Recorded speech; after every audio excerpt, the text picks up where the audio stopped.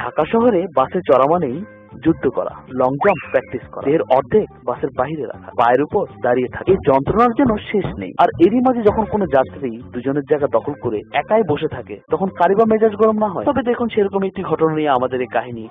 বাসে একদিন সালাম আলাইকুম ভাইজান। ওয়ালাইকুম সালাম। ভাইজানের নাম কি? নাম দিয়ে কাম কি? না মানে জিগে আর কি। মোহাম্মদ আনসার। বাজবাজ ভাই স্বপ্ন মানাচ্ছেন দেখি। আপনি কি ভাই রঙ্গস টম্বাজ নাকি? না ভাই বেড়াদার? না চাচারা মামুরা? না। ভাইজানে কি বিয়ে করছেন? আর মেয়ে পরিবার আদবেন কেলা চেতেন কে? পেটে কি কিরমি আছে?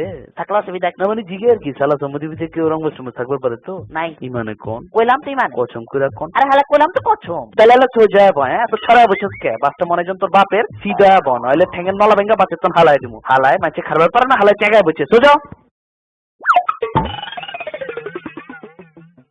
কি বুঝলেন? সোজা আঙুলে ঘি না উঠলে আঙুল বাঁকা করতে হয়।